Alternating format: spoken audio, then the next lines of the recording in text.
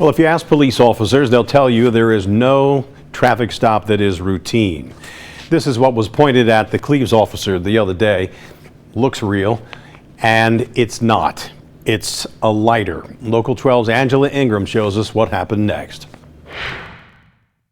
Pulled it out like this and presented it to the officer like this. A Cleves officer had a split second to make a life and death decision. So this is what the officer saw coming toward him. This toy gun is actually a lighter, but it looks real.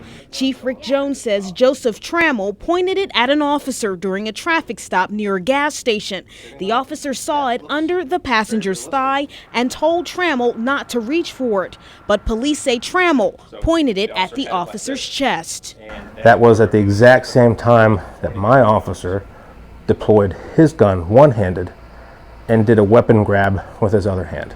The officer did not shoot, but Jones says things could have gone much differently. What it tells me is that the training that we give these guys is spot on. They have a billionth of a second, an almost immeasurable amount of time to make that decision. With so many officers having been shot and killed, Jones says this is a bad time to have toys that look like real guns in a car.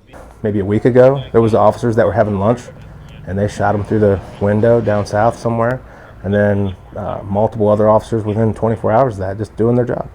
So officers are always aware. And the chief says Trammell also had a hypodermic needle on him. He is facing drug-related charges and resisting arrest, Rob, because the officer had to wrestle with him in order to get him in handcuffs. Amazing restraint from the officer. Yeah. I don't know what I would do if I was looking down that barrel. Well, the chief was saying that when the officer reached for it, he could feel something was off with it, and that is probably what stopped him from shooting that man. So, Yeah, good story. Thanks very much.